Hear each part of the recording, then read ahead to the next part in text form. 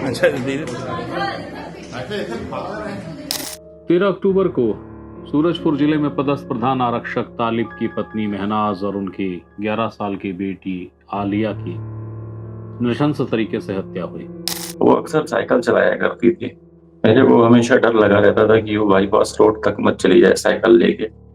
मान लीजिए आपकी नाराजगी थी, आपकी पुलिस की कार्रवाई से आप क्षुब्ध थे, तो इस चीज को आप इस दिशा में कैसे लेके जा सकते हैं कि एक छोटी बच्ची को आप इस कदर इतनी नृशंस तरीके से आप हत्या कर सकते हैं।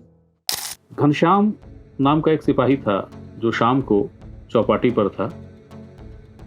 उसके शरीर पे गरम खौलता तेल पलट दिया गया।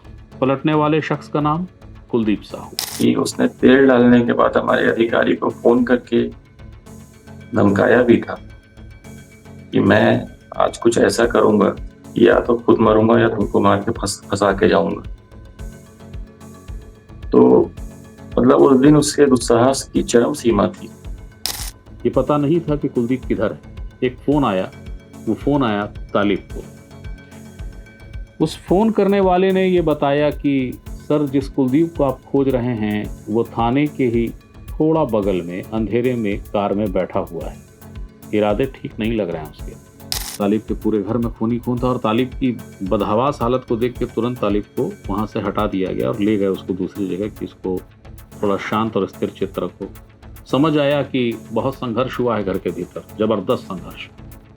याद रखिएगा, कुलदीप ने कहा था मैं अब आ गया हूँ, किसी में दम नहीं जो सामने आ जाए। लेकिन जब कुलदीप पकड़ाया और कुलदीप के साथियों की शनाख्त हुई कि साथ में कौन कौन था, जब वो तालिब के घर पहुंचा था और नृशंस तरीके से हत्या किया था, तो NSUI के वही जिला अध्यक्ष महोदय उस वक्त घटना में उसके साथ थे, जो घटना के बाद ये बता रहे थे कि वो कोई संबंध नहीं रखता कांग्रेस से।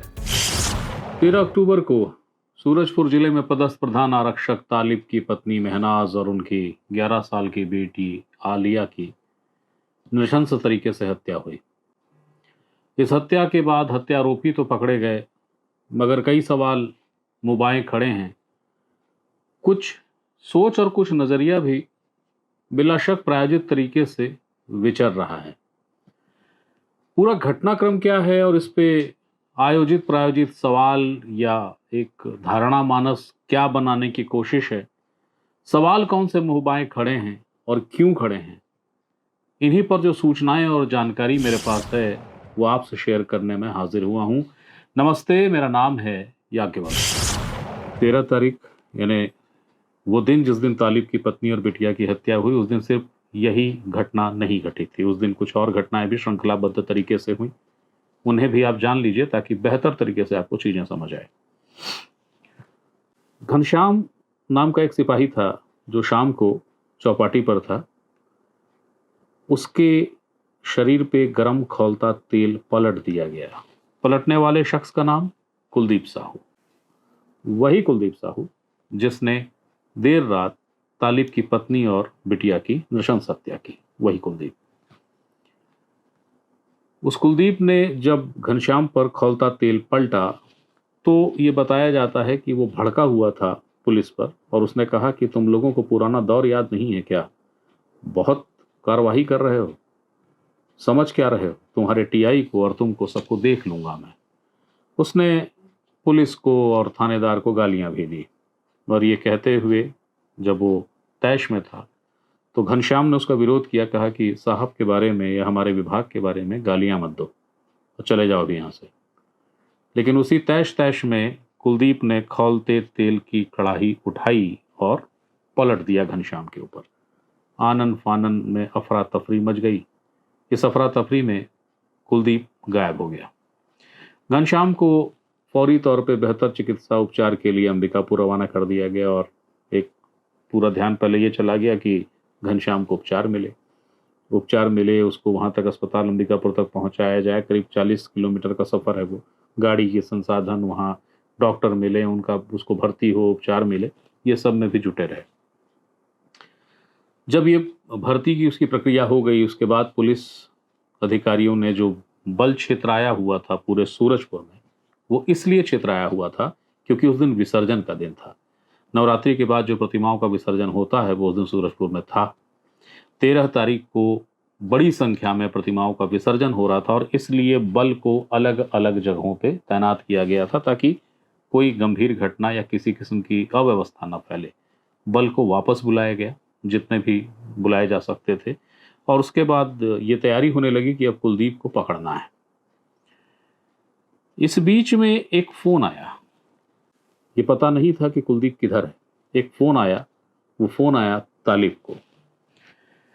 उस फोन करने वाले ने ये बताया कि सर, जिस कुलदीप को आप खोज रहे हैं वो थाने के ही थोड़ा बगल में अंधेरे में कार में बैठा हुआ है। इरादे ठीक नहीं लग रहे हैं उसके।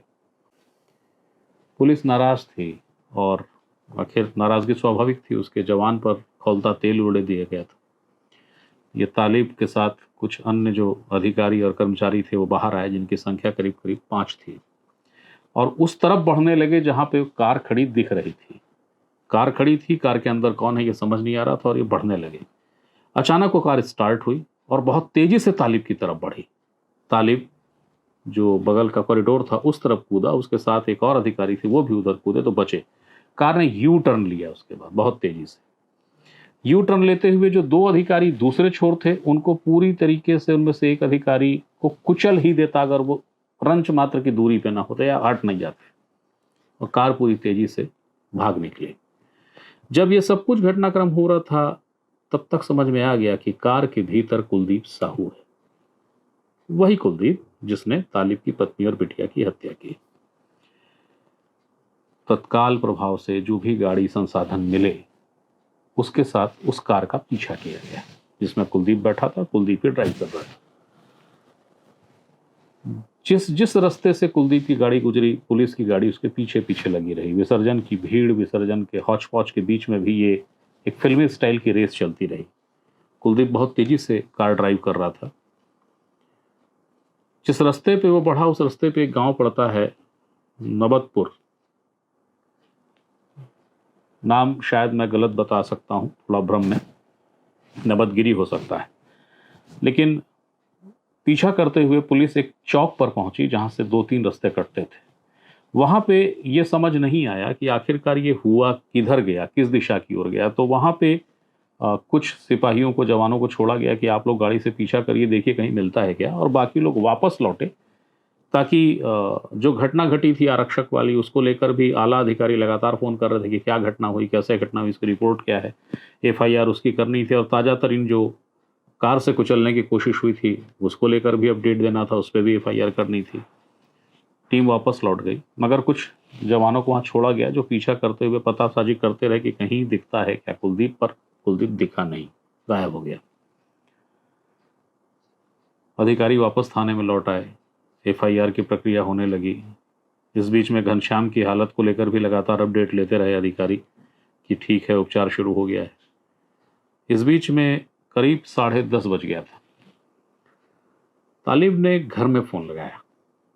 हम लगाते ही हैं जब थोड़ा देर होने लगे, घर में एक स्वाभाविक फ़ोन जाता है। तालिब ने फ़ोन लगाया 10:30-11 बजे के आसपास का समय, और फ़ोन उठा नहीं। तो तालिब ने ये सोच के फ़ोन काट दिया। फिर दोबारा एक बार और लगाया, मगर उसके बाद नहीं लगाया कि हो सकता है कहीं व्यस्त हों, कुछ कर रही हों, रसोई में खुद हों, फ़ोन कहीं और हो, बिटिया पढ़ रही होगी, जैसा भी हो, उसने फ़ोन नहीं लगाया कि उस देर बाद तो जाना ही है।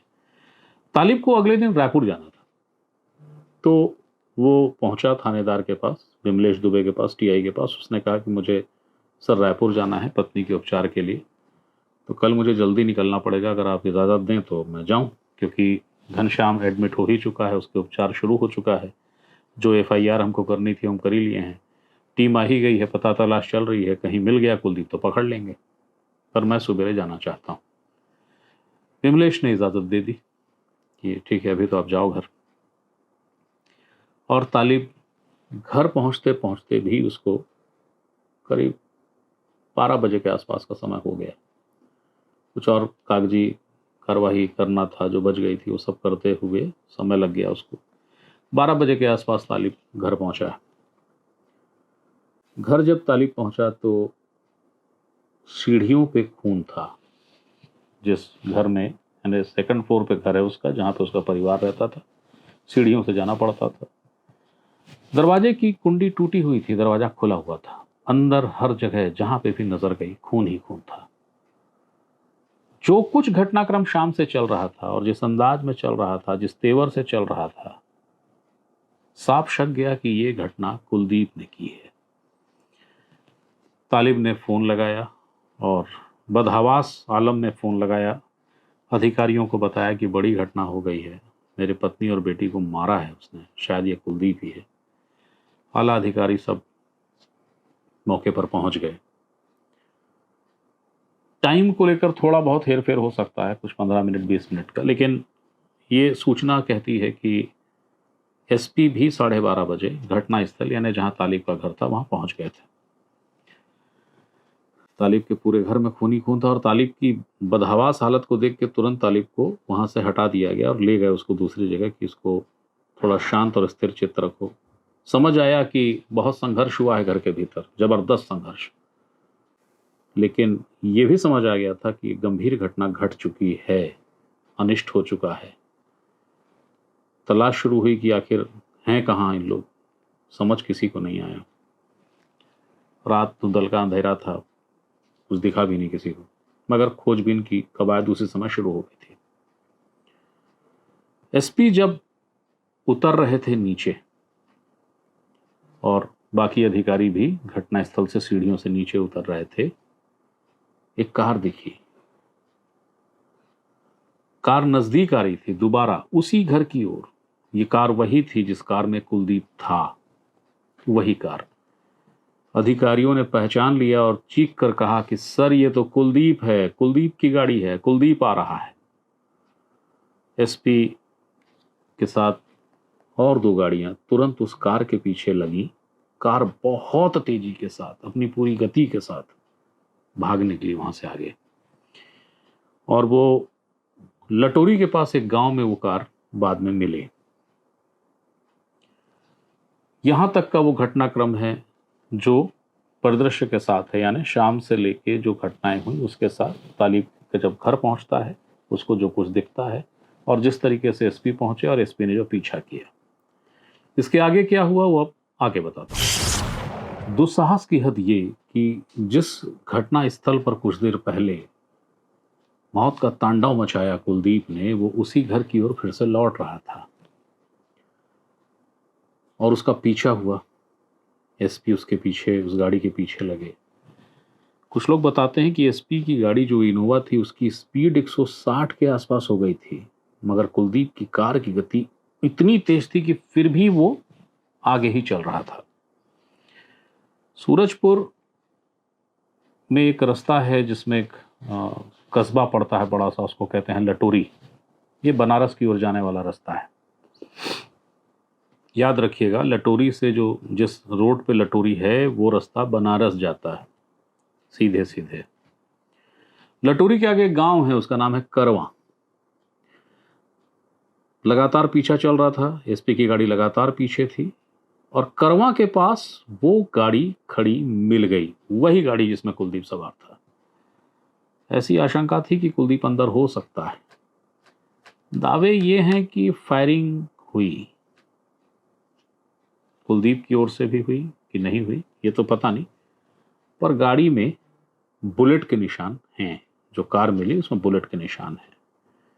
इसको लेके एक बात ये भी सामने आई कि जब गाड़ी रुकी तो उसमें संदिग्ध जो था वो कहीं कुछ ऐसा कुछ परिदृश्य हुआ था कि गोलियां चली थी गाड़ी पे।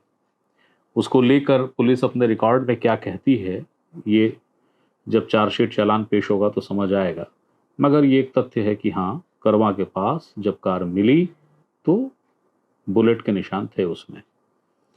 गोली पुलिस ने चलाई, मगर कुलदीप उस गाड़ी में नहीं मिला, कुलदीप गायब हो गया। कुलदीप की गाड़ी मिली, उसके अलावा कुछ नहीं। कुलदीप की तलाश की गई, फिर से खोजे करवा। अब सरगुजा की जो आबादी या जो बस्तियां हैं वो जल्द सोती हैं। रात हुआ और सो गए, शाम धुन का दिनचर्या समाप्त। करवा बस्ती में वैसी कोई सक्रिय हलचल नहीं थी, कुछ समझ आया नहीं, मगर तलाशी चलती रही कि कहीं आसपास के जंगल में होगा, कहीं बस्ती में होगा, खोजते रहे उसको, और टीम सब वापस फिर आ गई। उसकी पता तलाश चलती रही पर पता चला नहीं। अब आगे समझने के पहले, आगे जानने के पहले ये जानिए कि कुलदीप साहू, जिसका जिक्र लगातार हो रहा है, अभी भी हम कर रहे हैं, मीडिया में भी उसकी चर्चाएं हैं, आखिर कुलदीप साहू है कौन और क्या ऐसा हो रहा था जिससे कि वो पुलिस पर भड़का हुआ था, और उसको ऐसा क्यों लगता था कि पुलिस वही करेगी जो वो चाहेगा। ये पृष्ठभूमि, ये कथा क्या है, अब आगे बताते हैं। आगे और बढ़ने के पहले ये जान लीजिए कि कुलदीप कौन है। कुलदीप को ऐसा क्यों लगता था कि सत्ता चाहे जिसकी हो, हुकूक उसी का रहेगा। क्यों उसको लगता था कि पुलिस हो या कोई भी तंत्र उसके खिलाफ काम नहीं कर सकता, मगर फिर ऐसा क्या हो रहा था कि वो पुलिस से बुरी तरीके से नाराज था और घटनाएं सिलसिलेवार कर गया। तो कुलदीप की उम्र है 22 साल। उसके खिलाफ एट्रोसिटी, 25-27 आर्म्स एक्ट समेत कई गंभीर धाराओं में अपराध दर्ज हैं अलग अलग समयों पे। 26 अपराध दर्ज हैं उसके खिलाफ। इस हत्या के पहले तक 26 अपराध दर्ज थे। कुलदीप के पिता का नाम है अशोक साहू। अशोक साहू जी के खिलाफ 13 मामले दर्ज हैं। कुलदीप के चाचा का नाम है संजय साहू। संजय साहू के खिलाफ 27 मामले दर्ज हैं। यानी पिता, खुद कुलदीप और उसके चाचा, ये उस परिवार का वो रिकॉर्ड है जो पुलिस थाने में मौजूद है। अब एक परिचय और जानिए। अशोक यानी कुलदीप के पिता, उनके पिता का नाम है राम भरोस। गुजर चुके हैं, निधन हो गया है। सूरजपुर के लोग या सरगुजा के लोग राम भरोस जी की याद करते हैं कि बस स्टैंड में कभी ठेले पे मूंगफलियां बेचा करते थे। वो मूंगफली, चना ये बेचते थे। उनके सुपुत्र हुए अशोक साहू जी। अशोक जी के सुपुत्र कुलदीप साहू और अशोक के भाई संजय, जिन तीनों का मैंने आपराधिक रिकॉर्ड आपको बताया। इन तीनों का परिचय राम भरोस वाला परिचय नहीं था, यानी ठेले पे मूंगफली और चना बेचने का कोई कार्यक्रम नहीं। संजय और अशोक यानी कुलदीप के पिता और चाचा, दोनों की शोहरत सूरजपुर के प्रभावशाली और बेहद सक्रिय कबाड़ियों में होती थी। इनमें भी संजय साहू को वो कबाड़ी माना जाता है जिसके पास संसाधन होते हैं और व्यवस्थाओं को अच्छे तरीके से मैनेजमेंट करने की जवाबदेही भी होती है। बड़ा कबाड़ी अशोक और संजय के मुकाबले में संजय बड़े कबाड़ी। इन तीनों के ही खिलाफ जिला बदर की कार्रवाई पुलिस कर चुकी है। जब ये घटना घटी तालिब वाली 13 अक्टूबर को, उसके पहले संजय यानी कुलदीप के चाचा और खुद कुलदीप, इन दोनों पे जिला बदर कायम हो चुका था, प्रभावी था। जो उसके पिता हैं अशोक साहू, उसके खिलाफ भी जिला बदर पेश कर दिया गया था और सुनवाई के बाद अब उसमें भी जिला बदर की कार्रवाई होती अगर 13 अक्टूबर की घटना ना होती तो। अब अशोक अभियुक्त हैं और जेल में हैं। तो ये वो परिवार है जिसकी शुरुआत हुई थी मूंगफली ठेले से और उसके बाद वो कबाड़ी बना, प्रभावशाली कबाड़ी, व्यापक काम धाम, व्यापक कारोबार और अपराध जरायम का भी एक लंबा चौड़ा इतिहास। अगर पिता और चाचा को छोड़ दें आप, तो कुलदीप का रिकॉर्ड जो है वो गंभीर धाराओं का है। अब इस कुलदीप का एक और परिचय बचा है, वो भी जान लीजिए। कांग्रेस शासन काल में सरगुजा में जब ध्रुवीकरण की सियासत बहुत तेज थी, सरगुजा पैलेस को कमजोर करने की कवायद कसरत बड़ी तेज थी। अलग अलग समर्थक जो अलग अलग खेमों में थे वो लामबंद होने लगे थे। अमरजीत भगत जी जो मंत्री थे तत्कालीन, वो उनका पुराना प्रभावशाली क्षेत्र रहा है, विश्रामपुर, सूरजपुर, वहाँ उनके समर्थक हैं जोगी शासनकाल के समय से। कुलदीप साहू को सियासती हाथ मिला उसके कंधे पे। बताते हैं वो कंधा अमरजीत भगत के करीबियों का था, और उसके बाद वो कुलदीप साहू एनएसयूआई के पदाधिकारी बन गए।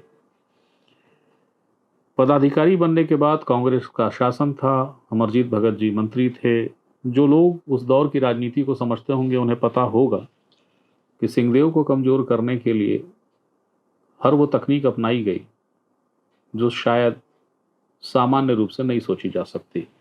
अगर स्थितियां सामान्य होती तो कुलदीप को लेकर बहुत कुछ नहीं होता, शायद कांग्रेस में ही नहीं होता। सत्ता थी, एनएसयूआई का पद था, प्रभावशाली मंत्री का या उनके समर्थकों का समर्थन था, कुलदीप का रुतबा बढ़ गया। कुलदीप के ही जरिए जो पूरा परिवार था वो बहुत सारे डीलिंग करने लगा। सियासत बहुत ज़रूरी थी प्रभाव अपना रखने के लिए, दखल बनाए रखने के लिए। तो पुलिस की कार्रवाइयाँ होती थी, लेकिन वो कार्रवाइयाँ इस स्वरूप में नहीं होती थी कि कोई बहुत परेशानी हो जाए। कई बार एफआईआर दर्ज होती है, लेकिन कार्रवाई होने में इतनी सुविधा दी जाती है कि जमानत भी हो जाए, और अगर मामला कोर्ट जाए तो समझौता भी हो जाए। ऐसी सुविधाएं उस दौर में मुहैया थी, ऐसी चर्चाएं हैं। एक कुलदीप को लेकर और सूचना है। उस दौर में जब कांग्रेस शासनकाल था, कुलदीप साहू ने सूरजपुर थाने के भीतर घुस के किसी थानेदार को, किसी अधिकारी को पीटा था। इस मामले की न कहीं एफआईआर हुई, न कहीं चर्चा हुई। मैंने इसकी जानकारी लेने की कोशिश की थी कि ये घटना सिर्फ चर्चाओं में है या इस घटना को लेकर कोई सच्चाई भी है, कहीं पर कोई ऐसी बात है या नहीं है। तो जिले के अधिकारियों से लेकर राज्य के आला पुलिस अधिकारियों ने यह बताया कि हाँ, ऐसी घटना हुई थी, इस तरीके का कोई मामला हुआ था। मैंने सवाल किया कि एफआईआर क्यों नहीं हुई। अधिकारियों ने कहा कि उस समय की स्थितियां परिस्थितियां कुछ अलग ही थी। स्थितियां परिस्थितियां जो भी हों, मसला ये था कि सियासत का दामन मिल चुका था कुलदीप को। युवा लड़का, 20-22 साल का, पैसे की कमी नहीं थी, भले वो पैसा कबाड़ से आए, जरायम से आए, और उस पैसे को मैनेज करना, किस अधिकारी को देना है, कैसे देना है, किस तरीके से देना है, ये व्यवस्था को पूरा करने का जिम्मा भी कुलदीप का था। तो कुलदीप को ये लगता था, लगने भी लगा, कि जब मैं पैसा देता हूं तो किसी की हिम्मत कैसे हो सकती है कोई कुछ करे। अब तो जो करूंगा मैं करूंगा। और कुलदीप ये काम करने लगा पूरे दम से। बताते हैं कि जहां पे उसका घर था या जहां पर उसका प्रभाव क्षेत्र था कुलदीप का, वहां पे अमूमन लोग जाने से कतराने लगे थे, वो इतना हुड़दंग करता था। ये चर्चाओं में है। तो ये कुलदीप का एक संक्षिप्त परिचय। एक परिचय छूट रहा है, वो भी बता देता हूं। 13 तारीख के पहले, ये मैंने बताया आपको कि कुलदीप, कुलदीप के पिता, कुलदीप के चाचा सब जिला बदर हो गए थे। कुलदीप का एक भाई है संदीप। 11 तारीख या 10 तारीख को सूरजपुर में जगराता का कार्यक्रम था। जगराते के कार्यक्रम में विवाद हुआ और संदीप ने, यानी कुलदीप के भाई ने, एक किशोर को बेतहाशा पीटा। आरोप यह है कि छत से फेंका। पुलिस ने उसमें एफआईआर दर्ज की।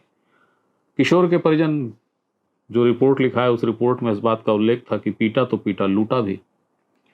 पुलिस ने एफआईआर दर्ज कर दी लूट की, और 11 तारीख को उसके ही घर से उसको खींच के लाया गया और जेल भेज दिया गया।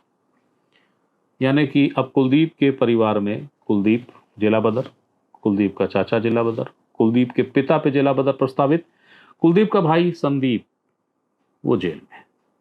ये कुलदीप की एक शॉर्ट स्टोरी, पहचान बताने के लिए कुलदीप क्या रहे हैं, किस तरीके का उनका रुस्खा रुकूक रहा, जिसका उसने बहुत कम उम्र में इस्तेमाल किया, वो या उस चीज़ को देखा और उससे उसको लगा, मुग्ध हो गया वो कि जो है बस यही है और यही पूरा दौर चलता रहेगा।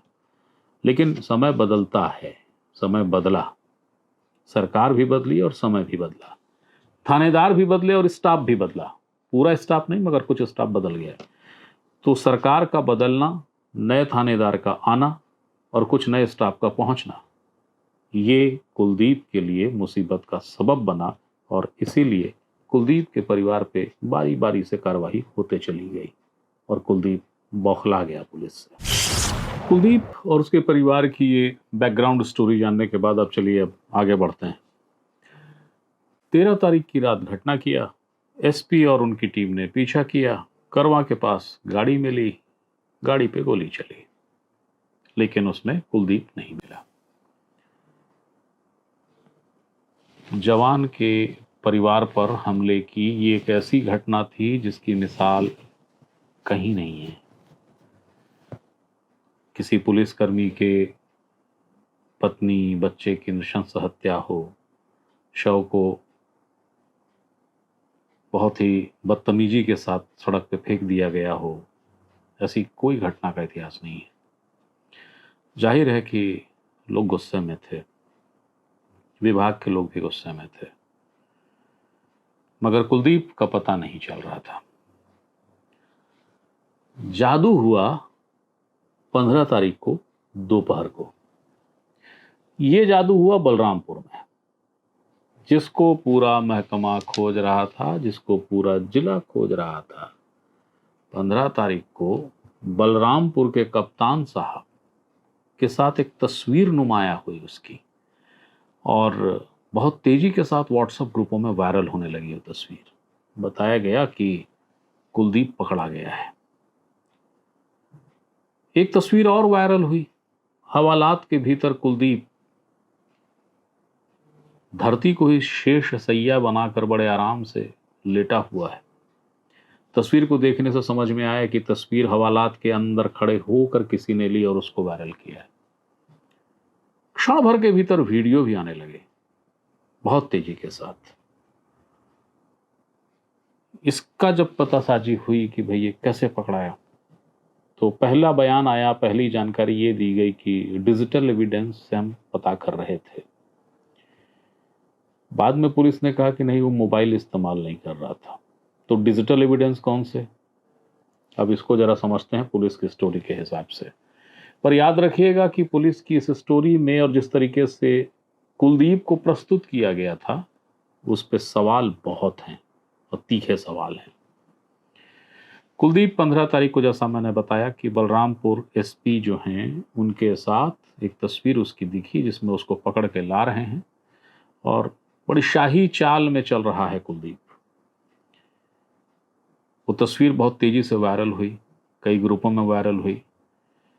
चर्चाएं आरोपों के तर्ज पे ये उठती हैं कि जो नाम इसको वायरल करने में थे, उन नामों में कुछ विचित्र से संयोग क्यों थे, मगर तस्वीर वायरल हुई और ये जल्द ही पूरे राज्य को पता लग गया कि पुलिसकर्मी के बिटिया और उसकी पत्नी की नृशंस हत्या करके उसके शव के साथ बदतमीजी के स्वरूप में फेंकने वाला क्रूरतम हत्यारा पकड़ा गया है, जीवित और सुरक्षित।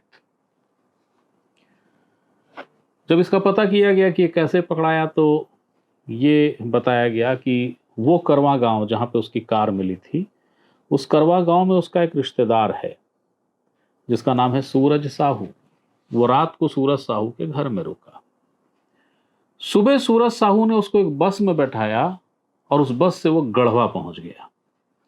वो रास्ता बनारस जाता है, बनारस का रास्ता है वो। हो सकता है अब कुछ ऐसी बस आ गई हो जो अंदर ही अंदर कट के, क्योंकि कुछ रास्ते हैं उस रास्ते से वो गढ़वा जाती हो बस, हो सकता है। मेरी जानकारी में वो रोड बनारस जाता है।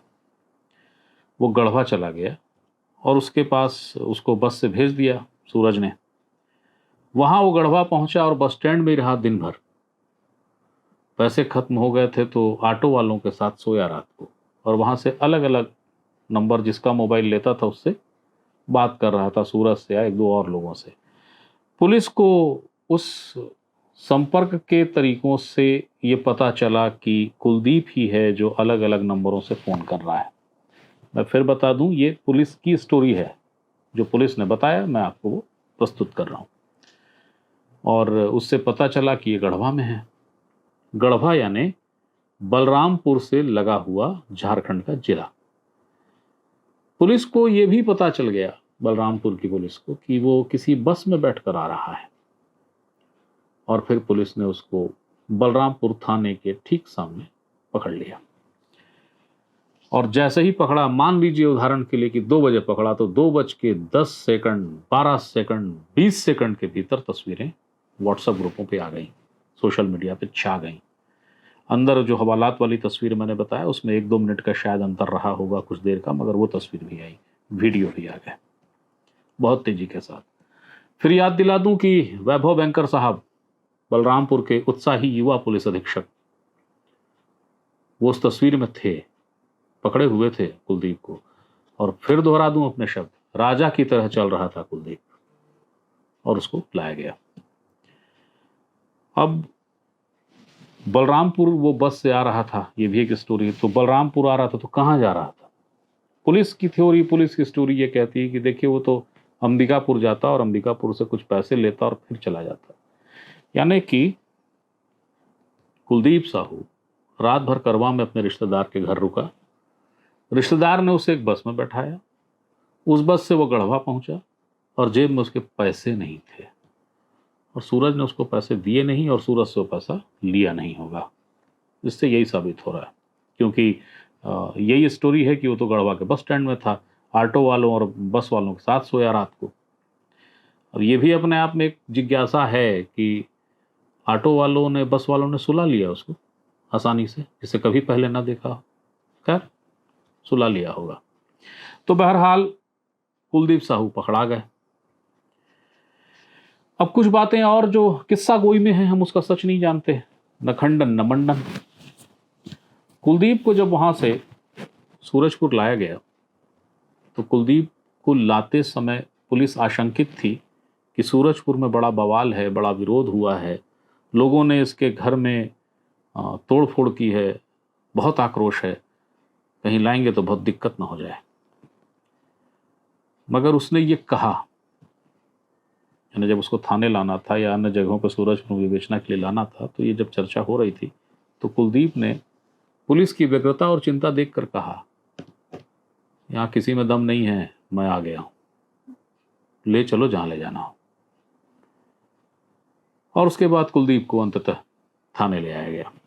अब ये जो मैं बात आपको बताया कि लोगों में विरोध था, तो वाकई विरोध था। जब कुलदीप ने घटना की और तालिब की पत्नी और बिटिया का शव मिला अर्धनग्न अवस्था में, एकदम सूर्य से लहलहून, तो लोगों का गुस्सा भड़का, लोग थाने के सामने आ गए, चक्का जाम और भारी नारेबाजी, हंगामे हुई। भीड़ का एक बड़ा तबका अशोक साहू यानी कुलदीप के घर की तरफ बढ़ा, वहां तोड़फोड़ हुई, कथित रूप से आगजनी की कोशिश हुई।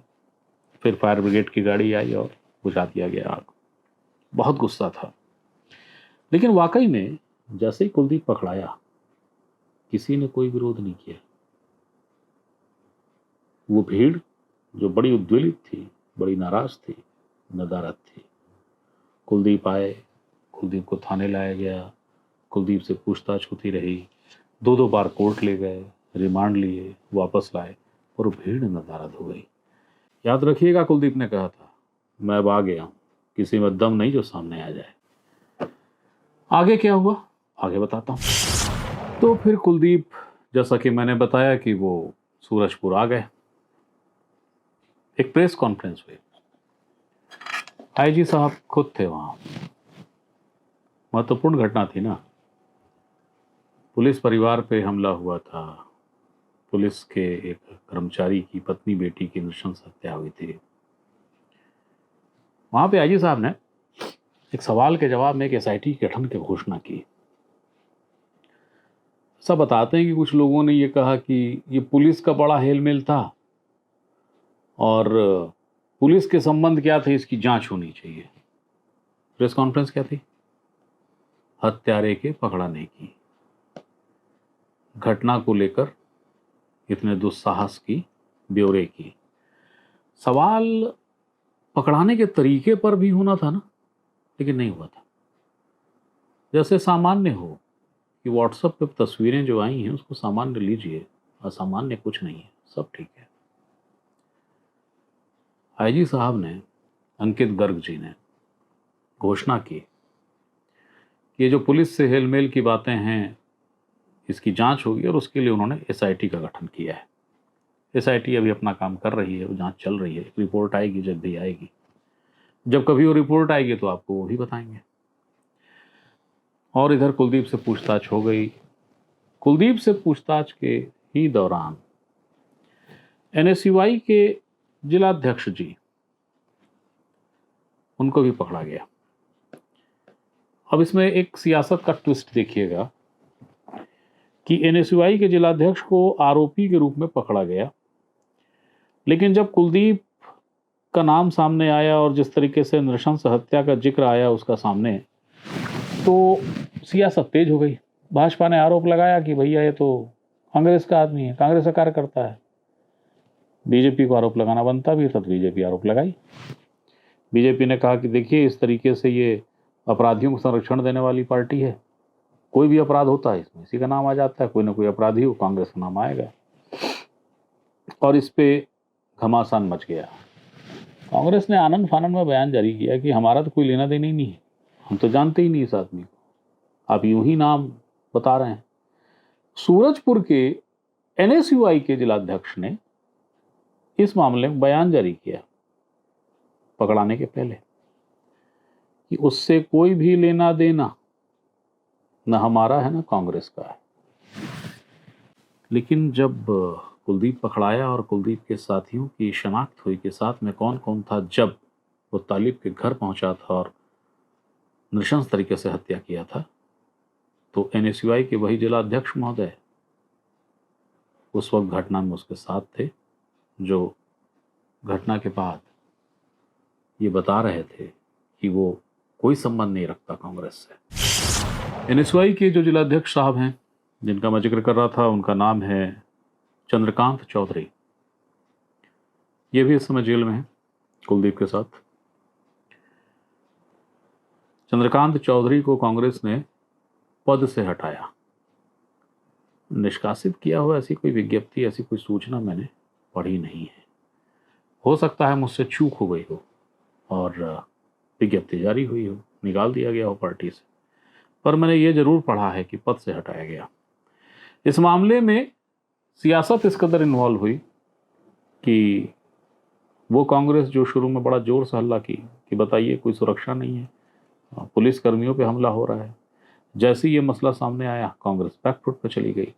लेकिन इसके पहले एक शख्स रायपुर पहुंचा और उसने प्रेस कॉन्फ्रेंस में खुले तौर पे कहा कि देखिए अपराध तो अपराध होता है, अपराध कोई भी करे उस पर कार्रवाई होनी चाहिए, भले अब कोई व्यक्ति कांग्रेस से जुड़ा हो तो न जुड़ा हो, तो अपराधी को अपराध करने पर कठोरता से पकड़ना चाहिए, उस पर कार्रवाई होनी चाहिए। रायपुर के कांग्रेस भवन में ये बयान देने वाले थे टीएस सिंह देव, उन्होंने बयान दिया था। ये बयान उन्होंने तब दिया था जब वो इसी मसले को लेकर प्रेस कॉन्फ्रेंस करने आए थे और कुलदीप की कई तस्वीरें व्हाट्सएप पे वायरल हो रही थी, जिसमें वो पूर्व मुख्यमंत्री भूपेश बघेल जी को बधाई देते हुए एक तस्वीर और भी कई तस्वीरें, और उसके फेसबुक पे तो तस्वीरों की भरमार थी, जिससे साफ समझ आता था कि उसका जुड़ाव कांग्रेस से है। और इस सियासत का एक और परिणाम जानिए। सियासत का परिणाम हुआ कि तालिब के घर, जो घर उसका मनेंद्रगढ़ में है, वहां कोई कांग्रेस नेता नहीं पहुंचा सिवा टीएस सिंह देव के, वो भी घटना के करीब करीब 20 दिन बाद। बीजेपी के नेताजी भी नहीं पहुंचे थे। सबसे पहले अगर कोई पहुंची थी बतौर नेत्री तो वो थी रेणुका सिंह। रेणुका सिंह आई और मिली और उन्होंने सांत्वना दी और उसके बाद तालिब के घर से निकल गई। रेणुका सिंह यानी पूर्व केंद्रीय मंत्री, पूर्व राज्य सरकार में मंत्री और वर्तमान भरतपुर सोनहत की विधायक। और उसके बाद टीएस सिंहदेव पहुंचे। टीएस सिंहदेव जब पहुंच गए और वहां से लौट गए, उसके बाद क्षेत्रीय विधायक और स्वास्थ्य मंत्री श्याम बिहारी जायसवाल भी पहुंचे। मगर जरा समय अंतराल देखिए ना, किस बात की हिचक थी सियासत को? कांग्रेस को यह हिचक थी कि जाएंगे तो सवाल होगा कि भैया तो आप ही का आदमी था जो मारा। भाजपा के लोग क्यों नहीं गए थे? क्या हो गया था? जा सकते थे ना, मगर नहीं गए थे। मैंने कोई ऐसा ट्वीट भी नहीं देखा जो तालिब के परिवार को सांत्वना देने वाला हो, न गृह मंत्री जी का, न मुख्यमंत्री जी का।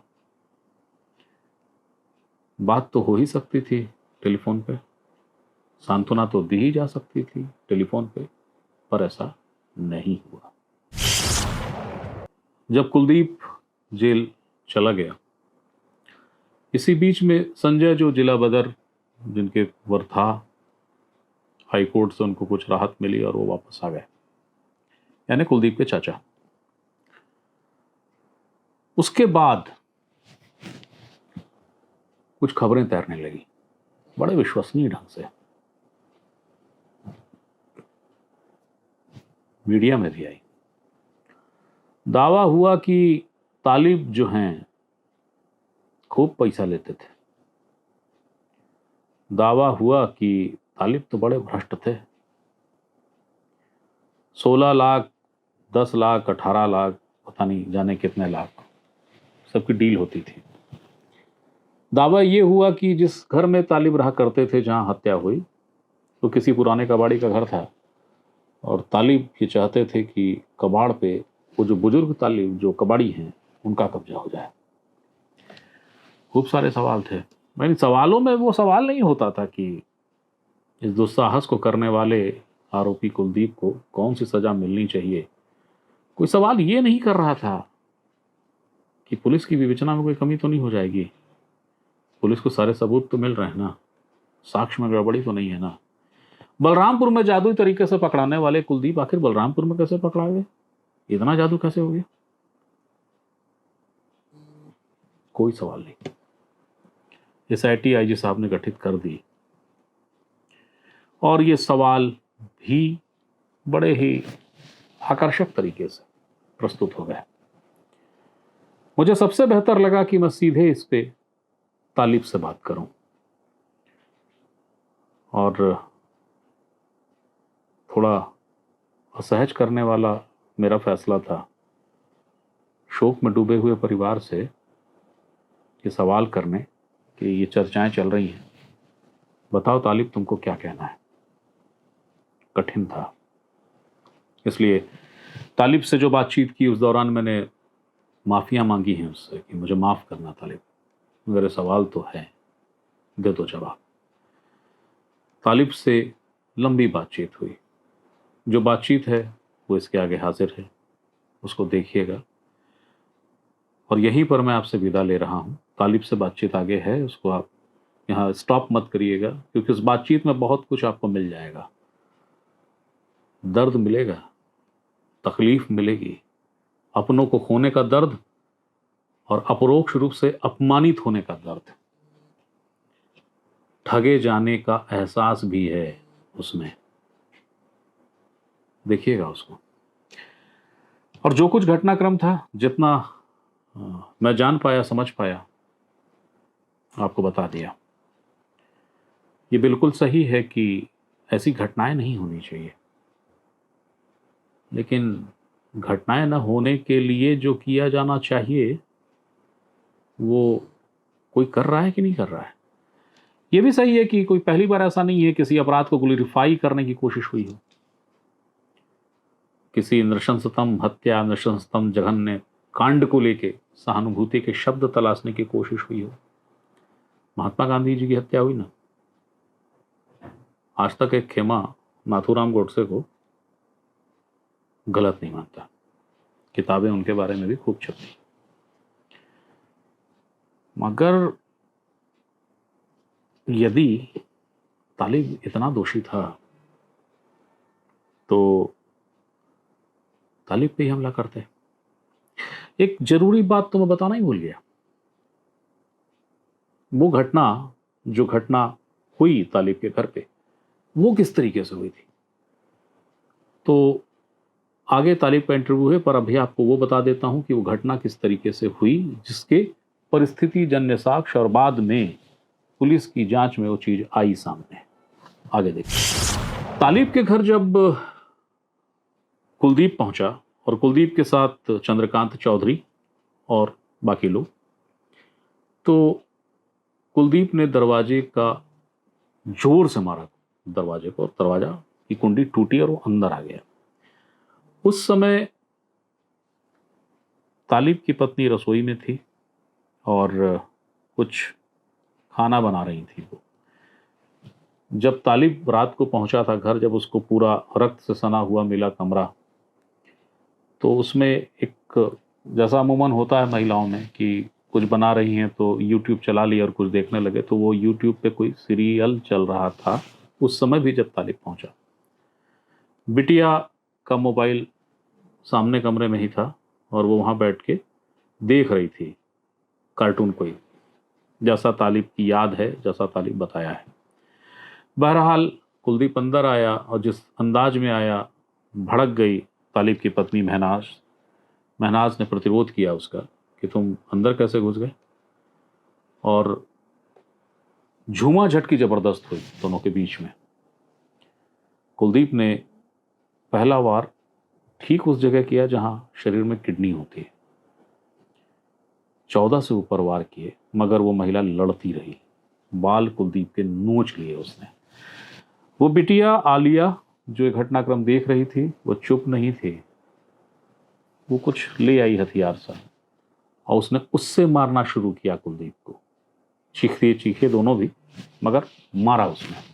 कुलदीप के सीने पे निशान हैं चोट के, और तब कुलदीप ने आलिया को मारा। इस सवाल का जवाब कि हत्या तो कर दी तुमने, क्यों किया, तो इसका जवाब वो अभी तक ढंग से नहीं देता है। कुछ पुलिस अधिकारी कहते हैं कि उसे कोई हिचक नहीं है, कुछ कहते हैं कि नहीं, मानसिक रूप से अजीब टाइप का व्यवहार करता है, रोने लगता है। लेकिन ये सवाल जब उससे हुआ कि ये मार दिए, हत्या कर दिए तुम, शव को अर्धनग्न करके क्यों फेंके, इस बात की चर्चाएं हैं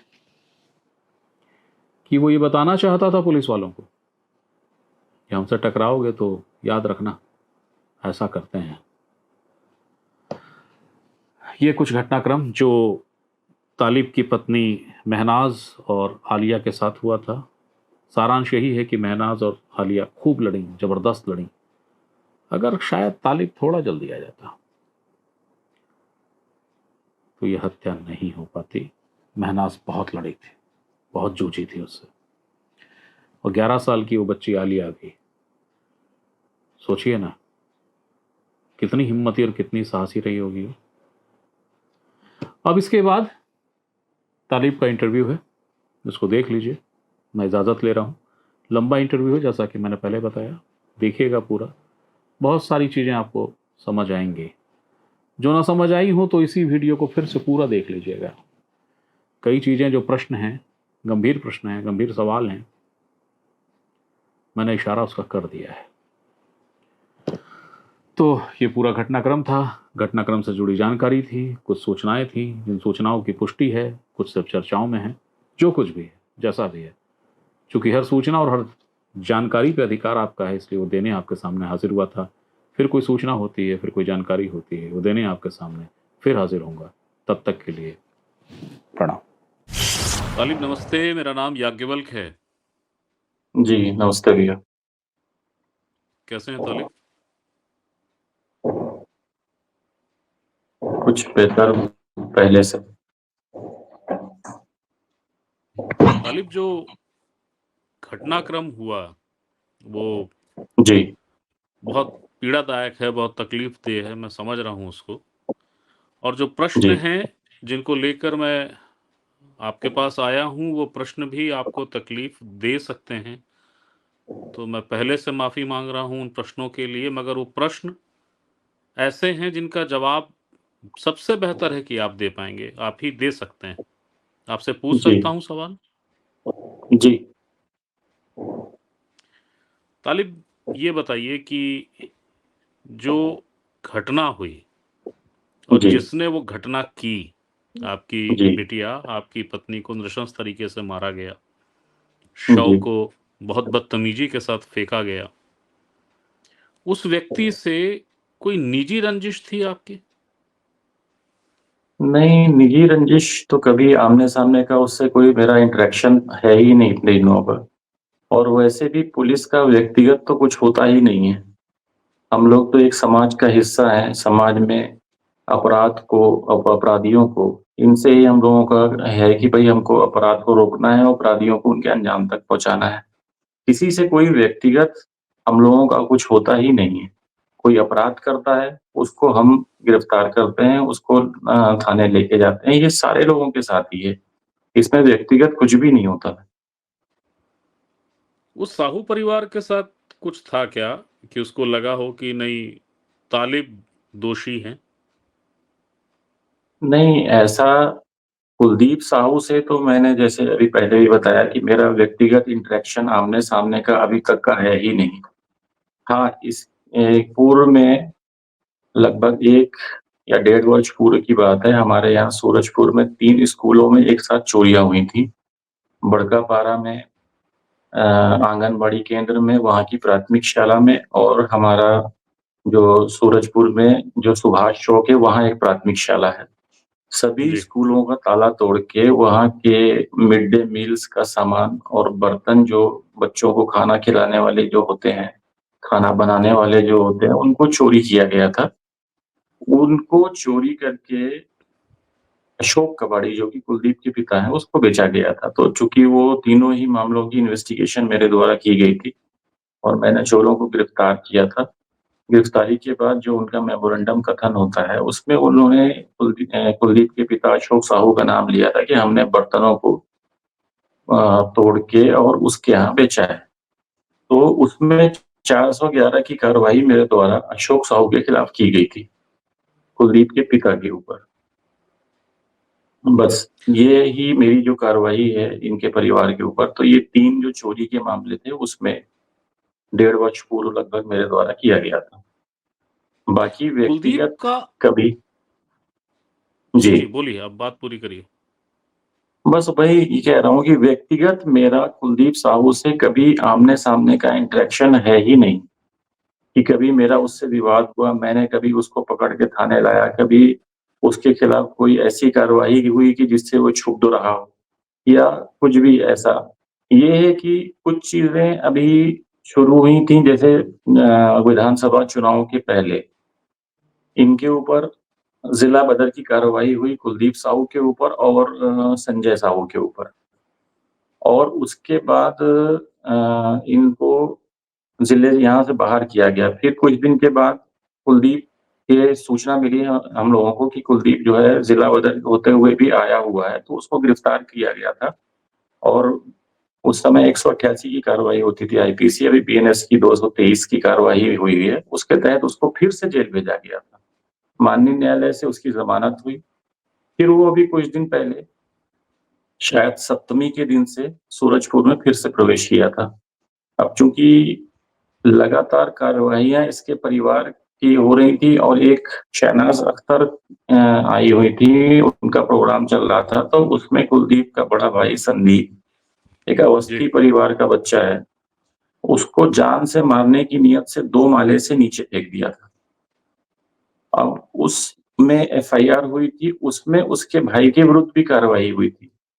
और चूँकि इन सब कार्रवाइयों से ये पूरा परिवार क्षुब्ध था कि पहले ऐसा नहीं होता था, अब अचानक से ये पुलिस की इतनी कड़ाई हो रही है, सारी जितनी भी हम लोग अपराध कर रहे हैं, उसमें हमारे ऊपर कार्रवाई हो रही है और ज़िला बदर की भी कार्रवाई हो रही है। उसके बाद ज़िला बदर में रहते हुए हम पकड़े गए, तो हमको जेल भी भेज दिया गया। तो वो पुलिस की जो अभी जो लगातार कार्रवाइयाँ थी, उससे ये क्षुब्ध हो सकता है बस।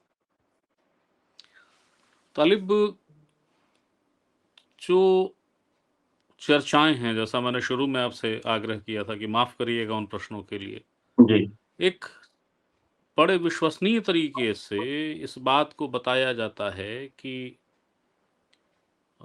ये जो साहू परिवार है, कुलदीप हो, कुलदीप के पिता हों, कुलदीप के चाचा हों, ये जी। नियमित तौर पे पुलिस वालों को भुगतान करते थे, तालिब आपको पैसे देते थे। ऐसी चर्चाएँ बड़े विश्वसनीय तरीके से की जाती हैं कि पैसे दिए जाते थे ताकि उनका जो भी कारोबार है कबाड़ का चले और इन पैसे के लेन-देन के बावजूद पुलिस ने कार्रवाई की और इसके कारण वो आपसे नाराज़ था। कुछ ऐसी बात है? नहीं, ये तो भ्रामक बातें हैं जो मैं अभी सुन रहा हूँ कि फैलाई जा रही हैं। चूँकि कुलदीप या उसके पिता अशोक साहू का कबाड़ का काम अ, वो काम था ही नहीं। इस ये पुरानी गाड़ियों को जो कंडम गाड़ियाँ होती हैं, उसको बेच के, कटिंग करके और उसका काम करते थे और पुलिस का किसी भी तरीके से कोई इन लोगों से तो संबंध था ही नहीं, क्योंकि कबाड़ का काम संजय साहू का था। जी। तो वो हो सकता है कि भई उधर से कुछ जो भी है होता है, तो वो मैं उसका मान सकता हूँ कि भई उसका संबंध कभी किसी से रहा हो। लेकिन मेरे से पर्सनल तो ना इस परिवार का और ना ही संजय साहू के परिवार से किसी से कोई ऐसा संबंध या लेन-देन की बात तो दूर की है, वो हुआ ही नहीं कभी। आपके और ये कुलदीप से भ्रामक जो बातें फैलाई जा रही हैं कि जी, जी। अ, जी, जी, जी। ये इनका कबाड़ का काम था, ये लेन-देन करता था। तो ये तो एकदम ही भ्रामक बातें हैं और चूँकि जो आदमी 1.5 साल से सूरजपुर में दिखता ही नहीं है, जो जी। पिछले 1 वर्ष से लगभग जिला बदर की स्थिति भोग रहा हो, उससे किसी का लेन-देन या व्यवहार कैसे हो सकता है? वो तो जितनी बार दिखता है, उतनी बार पुलिस गिरफ्तार करके उसको जेल भेजती है। आखिरी बार या पहली बार कुलदीप से तालिब आपकी बातचीत कब हुई थी?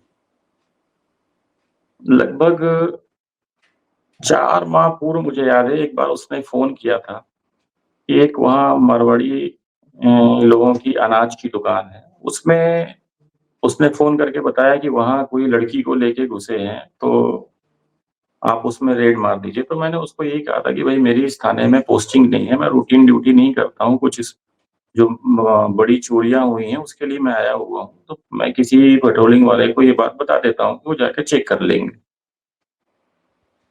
ऐसी सलाहियत लेकिन वो कैसे दिया आपको? इससे क्या ये साबित नहीं होता है कि संवाद होता था तालिब आपसे उसका? नहीं, नहीं, संवाद नहीं होता था चूँकि मेरे घर के पास ही उसकी किराना दुकान है। तो वो मुझे बताना उचित समझा कि आपके घर के पास है, तो वहाँ इस टाइप की बात हो रही है।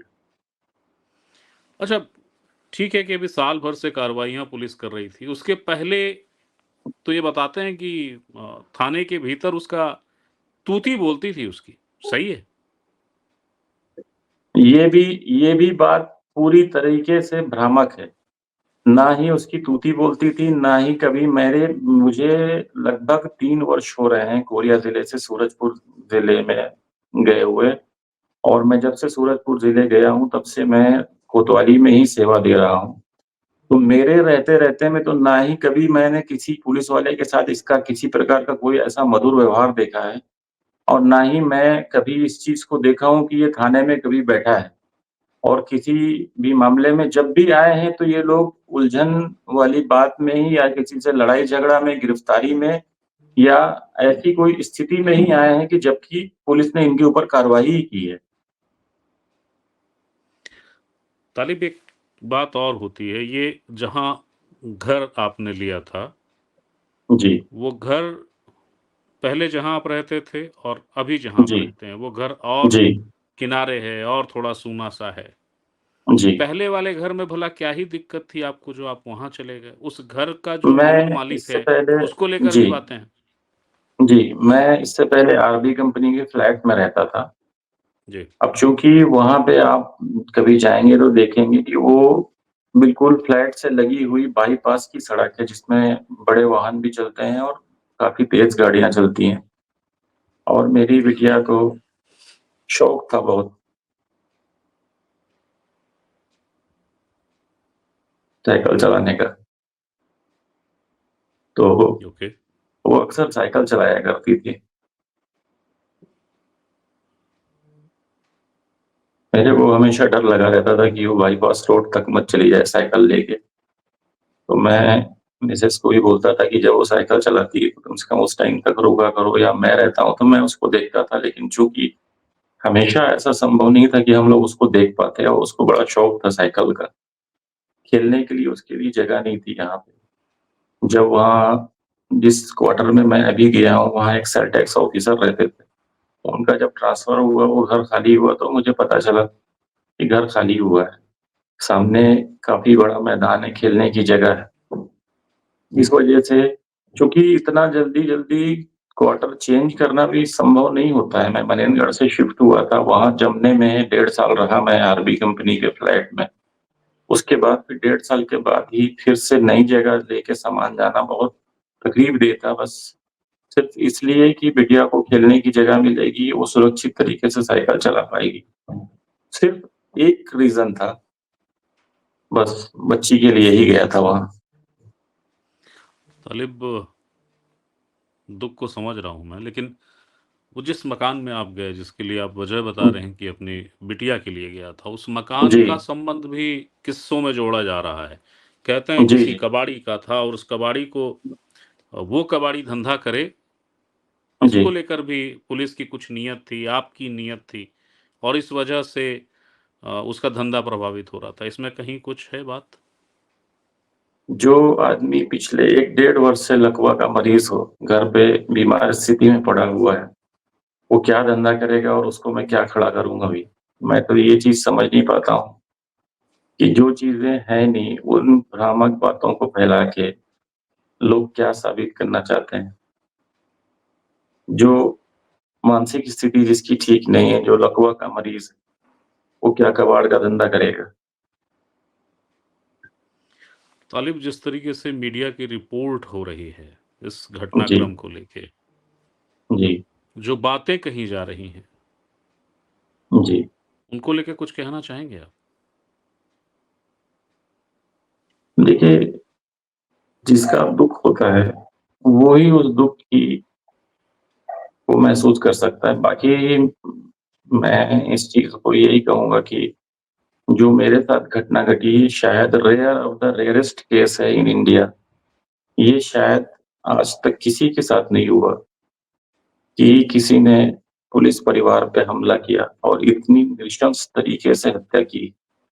तो ये कहीं से भी जस्टिफाई नहीं है। मैं कहता हूँ कि कहीं सिस्टम में कोई पोल है, तो आप इस चीज़ को परिवार और बच्चों तक लेके कैसे जा सकते हो? कितना भी कोई पोल हो, कहीं भी कुछ भी ऐसी बात थी, मान लीजिए आपकी नाराज़गी थी, आपकी पुलिस की कार्रवाई से आप क्षुब्ध थे, तो इस चीज़ को आप इस दिशा में कैसे लेके जा सकते हैं कि एक छोटी बच्ची को आप इस कदर इतनी नृशंस तरीके से आप हत्या कर दें। ये और उसके बाद कुछ लोगों को ये मौका मिल रहा है कि मैं समझ ही नहीं पा रहा हूँ कि इसको अपनी तरीके से अपनी स्टोरी में फिट करना चाह रहे हैं। जो चीज़ हुई नहीं उसको लोगों तक बात पहुँचाना। मैं तो बहुत इन सब चीज़ों से दुःख और मेरा बढ़ ही रहा है। तालिब, अगर आप बता सकें तो प्लीज़ क्या आप बताएंगे कि जिस दिन घटना हुई 13 तारीख को, जब जी, उसने एक आरक्षक पे खौलता तेल डाला, जी, और उसके बाद जो सूचनाएं हैं हमारे पास कि वो फिर थाने के पास पहुंच गया, जी, इंतज़ार करता रहा, फिर उसने आप लोगों पे, जिसमें आप भी शामिल थे और कुछ अन्य पुलिस अधिकारी, उन पे जी, गाड़ी चढ़ाने की कोशिश की, और फिर वो कहीं और गया, आपके घर गया। जी, ये घटनाक्रम कैसे हुआ? किस तरीके से हुआ? कुछ बताना चाहेंगे? जी। उस दिन विसर्जन का दिन था और लगभग-लगभग सारा स्टाफ विसर्जन ड्यूटी में थे। कुछ छठ घाट में जहाँ पे मूर्तियों का विसर्जन हो रहा था, वहाँ भी काफ़ी स्टाफ लगा हुआ था। शहर में पूरी विसर्जन का ही कार्यक्रम था, बहुत भीड़ थी, तो उसमें सारे स्टाफ लगे हुए थे। उसमें हमारा वो कांस्टेबल घनश्याम सोनवानी की भी ड्यूटी थी विसर्जन में। तो चूँकि दिन से ही सारे स्टाफ ड्यूटी में लगे हुए थे, तो उसको भूख लगने की वजह से वो पीछे चौपाटी में जल्दी से कुछ खा के आता हूँ कहकर अपने ही एक साथी को बता के गया हुआ था। उस बीच में उसका घनश्याम ने जो हम लोगों को बताया कि उसका ये कहना था कि कुलदीप अचानक से आया और हमारे अधिकारी के लिए कहने लगा कि वो फर्जी एफआईआर किए, गलत तरीके से मेरे भाई को जेल भेज दिए। उस बात पे वो उससे बहस करने लगा, तो उसके द्वारा मना करने पर वो एकदम से जो अपेक्षित नहीं था वो काम किया, सीधा गरम तेल उठा के वो सिपाही के ऊपर फेंक दिया था, घनश्याम के ऊपर। जी। उस घटना के बाद घनश्याम जैसे-तैसे थाने पहुँचा है, तो उस बात की सूचना देने के बाद फिर ये टीआई साहब को, जो हमारे मुंशी जी बैठे हुए थे, उन्होंने सूचना दी। फिर सारे लोगों को थाने में जितने भी उपस्थित होने लायक थे स्टाफ, हम लोग उपस्थित हुए और सिर्फ छठ घाट में जो विसर्जन में ड्यूटी थी, उनको छोड़ के लगभग-लगभग सभी को ये कहा गया कि आप लोग थाने आइए। ये इस बीच में तैयारी चली रही थी कि भई इसको ढूँढना है और इसको किसी भी हालत में गिरफ्तार करना है। उस बीच में एक फ़ोन आया कि ये इसकी जो जिस कार में भी घूम रहा था, वो कार जो है थाने के साइड में जो सीएसपी ऑफिस है हमारा न्यायालय के सामने, किनारे खड़ी हुई है। और जी। चूँकि उस दिन स्ट्रीट लाइट बंद थी, तो अंधेरे में कार खड़ी हुई थी, तो सूचना मिलने पे हम लोग 4 लोग उस कार को देखने जा रहे थे। मैं, सब इंस्पेक्टर संदीप कौशिक थे, जयप्रकाश तिवारी हेड कांस्टेबल हैं और उदय सिंह। हम लोग देखने जा रहे थे। चूँकि कार की में दूर से ऐसा लग रहा था कि कार खाली है, तो जब हम लोग 5-6 कदम बचे हुए थे, तो अचानक से वो कार स्टार्ट हुई और उसने हम लोगों को दबाने का प्रयास किया। तो एक तरफ मैं और संदीप कौशिक सर थे, तो हमने वो थाने के सामने जो नाली के ऊपर प्लेटफ़ॉर्म बना हुआ है, हम लोग उसके ऊपर चढ़ गए। फिर उसने राइट साइड काटा जिस साइड उदय और जयप्रकाश थे, तो उदय भी बहुत बाल-बाल बचा, वो उसके ऊपर चढ़ गया डिवाइडर के ऊपर, नहीं तो वो तो उदय को तो दबा ही दिया था लगभग। फिर इसने यू टर्न लेके एक कोशिश और की। फिर ये यहाँ से सीधा मनेंद्रगढ़ रोड की तरफ भाग गया था। उसके बाद पुलिस पार्टी निकली थी इसको ढूँढने के लिए और चूँकि उस बीच में जब हम तैयारी कर रहे थे इसके घर जाने की, तो ये पेट्रोलिंग वाले हवलदार ने बताया हमारे टीआई साहब को कि यहाँ बर्न यूनिट है नहीं, सूरजपुर अस्पताल में। तो घनश्याम को हमको हायर ट्रीटमेंट के लिए ऊपर भेजना होगा। तो इस चीज़ की व्यवस्था के लिए टीआई साहब मेरे को बोले कि तालिब तुम उसको घनश्याम को देखो और हम लोग इसको पकड़ने की कोशिश करने दो, तो 2 पार्टी उनको उसको पकड़ने के लिए निकल गई थी।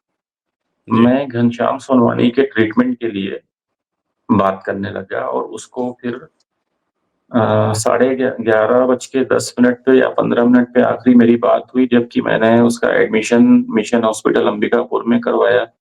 उसका आधार कार्ड वगैरह मैंने जमा करवाया और उसका वहाँ ट्रीटमेंट शुरू हुआ। तो ये विसर्जन ड्यूटी और लगातार जो हमारी ड्यूटीज़ थी, सप्तमी से लेके अष्टमी, नवमी और विजयदशमी और उसके बाद विसर्जन।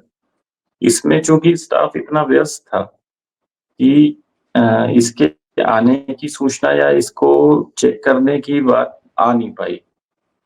नहीं तो ये कहना कि जिला बदर होते हुए भी वो कैसे घूम रहा था, तो ये संभव नहीं है, चूँकि सारा स्टाफ व्यस्त था, सारी ही ड्यूटीज़ में। तो इसका ही फ़ायदा उठा के ये मान लीजिए आया भी और इसने घटना भी की। तो ये कहना कि नहीं वो खुलेआम घूम रहा था, ये गलत है। सिर्फ व्यस्तता थी लगातार सप्तमी, अष्टमी, विजयदशमी की ड्यूटीज़ और आपकी विसर्जन की ड्यूटी। हुँ। तो उस वजह से सिर्फ ये हुआ और चूँकि उस दिन घटना हुई है, उसके फ़ौरन बाद पुलिस की पूरी टीम तैयार थी इसको अरेस्ट करने के लिए। लेकिन ये तो मतलब एकदम दुस्साहस ही है कि वो थाने के सामने खड़े होके और इंतज़ार कर रहा था और उसके बाद कोई पुलिस पार्टी पे कार चढ़ाने की कोशिश किया और वहाँ से भाग के इसने जो मेरे परिवार के साथ जो घटना की वो हुई। तालिब, घर जब आप पहुँचे थे उस रात, जी। तो क्या नज़ारा था? और फ़ोन तो आपने किया ही होगा उसके पहले भी, अमूमन हम लोग भी घर में फ़ोन कर ही लेते हैं, लेट हो या जैसा भी हो। तो कोई संवाद हुआ था बिटिया से जी। या? एफआईआर का मज़मून मैं टाइप करवा रहा था, तो अंदर से ऐसा इंट्यूशन आ रहा था कि कुछ गलत हो रहा है, कुछ फीलिंग आ रही थी। मैं 11:40 पे मिसेज़ को कॉल किया था, फ़ोन रिसीव नहीं हुआ। तो वो एक मतलब एक नॉर्मल उसमें मैंने लिया कि हो सकता है कि फ़ोन बेडरूम में हो, किचन में काम कर रहे होंगे, तो जी, फिर मैं अपने उसमें एफआईआर करवाने में ही व्यस्त हो गया था। जी। और चूँकि उनका ट्रीटमेंट रायपुर में होम्योपैथी से चल रहा था, उनके पेट में सिस्ट था। तो मुझे अगले दिन उनको लेके रायपुर जाना था। डॉक्टर हेलोडे हैं सरस्वती नगर थाने के पास, उनसे ट्रीटमेंट चल रहा था, तो उनको लेके मेरे को रायपुर भी जाना था। तो मैं टीआई साहब को बताया कि लगभग 1 बजे कि सर मुझे रायपुर निकलना है, मैं जा रहा हूँ। मैं 1 बजे के लगभग घर पहुँचा था। वहाँ पे सीढ़ियों पे ही जो खून था पूरा घसीटने का निशान था।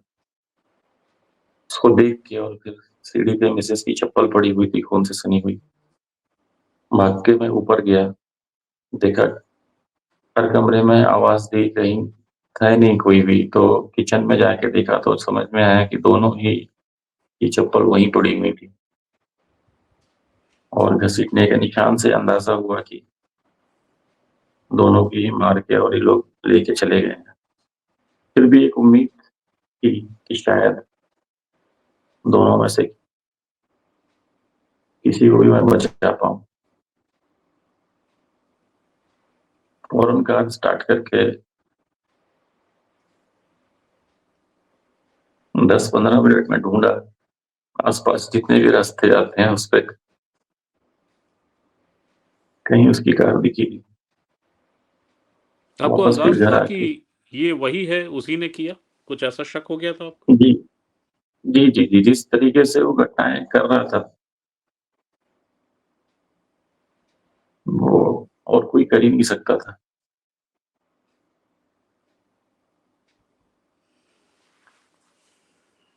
तालिब, एक सवाल और। ये एक चीज़ और हुई थी उस दिन, जो कि जी, बताइए, बताइए, इसकी बताइए। दुस्साहस को बता रहा है कि उसने तेल डालने के बाद हमारे अधिकारी को फ़ोन करके धमकाया भी था कि मैं आज कुछ ऐसा करूँगा, कि या तो खुद मरूँगा या तुमको मार के फँसा के जाऊँगा। तो हुँ। मतलब उस दिन उसके दुस्साहस की चरम सीमा थी।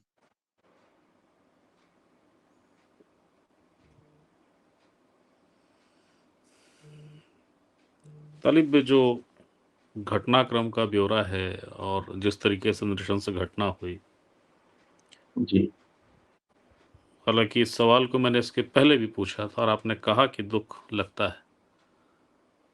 पर फिर भी अगर सीधा थ्रो सवाल करूँ कि मसला तो हत्या का है। जी, मसला तो एक महिला, उसकी बिटिया की नृशंसतम हत्या का है और उस शव को फेंक देने का है। जी। और उसके बाद जो कुछ हो रहा है उस घटनाक्रम को लेके, उसमें कुछ अजीब-सी साजिश लगती है क्या? देखिए, कहीं न कहीं जो चीज़ें अभी हो रही हैं, हुँ। शायद कोई अपने स्वार्थ के लिए, अपने आर्थिक लाभ के लिए ऐसा कर रहा हो, लेकिन लगता तो है कि अब कुछ लोग शामिल हुए हैं इस साजिश में।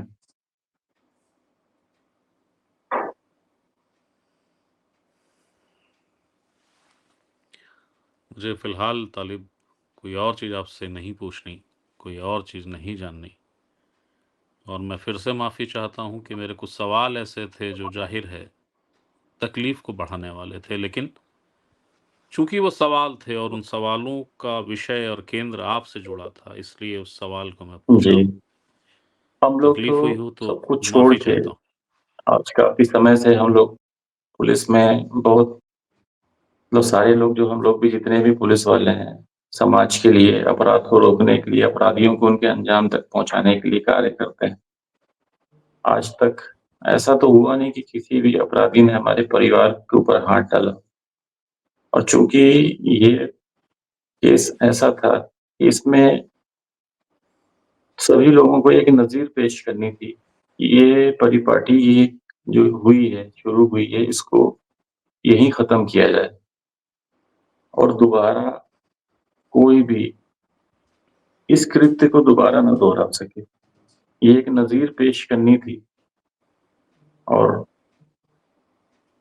ये जो परिपाटी शुरू हुई है, शायद समाज के लिए बहुत घातक होगी आगे आने वाले समय में। क्योंकि हम जैसे पुलिस वाले जो सिर्फ अपराध को रोकने के लिए और अपराधियों को उनके अंजाम तक पहुंचाने के लिए जो संघर्षरत थे, अब शायद उतने उत्साह, उतने साहस के साथ अब शायद काम ना कर पाएंगे। कहीं न कहीं तालिब जी, सबके बोलिए, दिल बोलिए। में डर है। जी, जो कुछ हो रहा है, जो कुछ जी, सोशल मीडिया या टीवी में जो प्रस्तुतियाँ हो रही हैं जी, और जो कुछ प्रचारित हो रहा है, जी। तालिब ऐसा लगता है क्या कि इस तरीके से करने से अब ऐसी घटनाएँ और हो सकती हैं? साहस बिल्कुल, मिलता है क्योंकि दुस्साहस को। आप किसी भी तरीके से इतनी नृशंस हत्या का जस्टिफिकेशन कर ही नहीं सकते किसी और बात से जोड़ के। जो चीज़ कभी हिंदुस्तान में हुई नहीं, उसका भी अगर आप जस्टिफिकेशन ढूँढेंगे तो ये तो आप एक तरीके से एक ऐसे समाज का फिर आप वो कर रहे हैं कि जिसमें सिर्फ़ अपराध ही अपराध होंगे। उसको रोकने वाले नहीं खड़े होंगे आपके पीछे, जो अपना परिवार छोड़ के पूरी-पूरी रात आपके लिए खड़े रहते हैं रोड पे।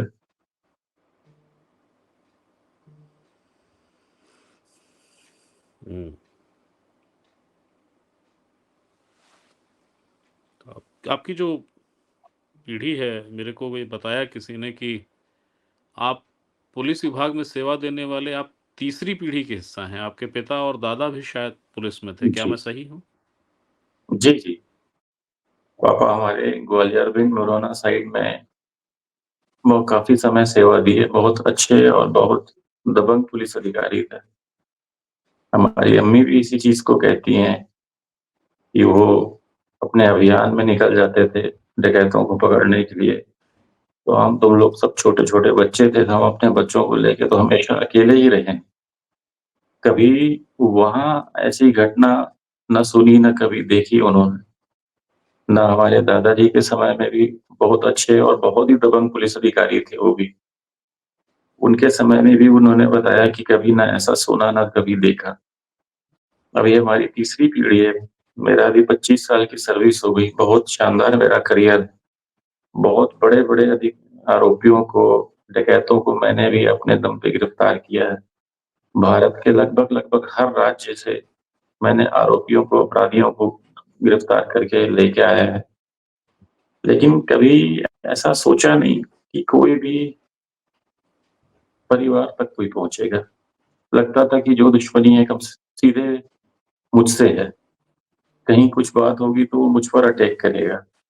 उस चीज़ के लिए मैं तैयार हूँ, क्योंकि हम अगर समाज से अपराध और अपराधियों को खत्म कर रहे हैं, तो कहीं न कहीं तो दुश्मनी तो होती है। लेकिन उस चीज़ के लिए हम प्रिपेयर हैं। मैं तैयार हूँ, मेरे साथी तैयार हैं, क्योंकि हम उस चीज़ की ट्रेनिंग लेते हैं। तो हम लोगों के मन में वो भय नहीं होता कि वो हमारे ऊपर कभी अटैक करेंगे तो हमारा क्या होगा? वो जी। भय हमारे अंदर रहता ही नहीं है, इसलिए शायद हम पूरी रात घूमते हैं। अकेले ही हमारे साथी घूमते हैं, एक-एक अकेले-अकेले अलग-अलग गलियों में घूमते हैं। क्योंकि हमारे मन में भय नहीं है कि हमारे ऊपर कोई अटैक करेगा तो हम हमारा क्या होगा? हम उस चीज़ के लिए सक्षम हैं। वी आर ट्रेन्ड सोल्जर्स, तैयार हैं हम उस चीज़ के लिए। लेकिन आपके दादा क्या करते शायद थे तालिब? दादा भी पुलिस में ही थे, पापा भी अच्छा, हमारे शायद पुलिस अधिकारी ही ब्रिटिश थे। समय की बात होगी ये। जी, ब्रिटिश टाइम की बात है। दरोगा हुआ करते थे वो भी, घोड़े से चलते थे, ऐसा हमारी अम्मी बताती हैं।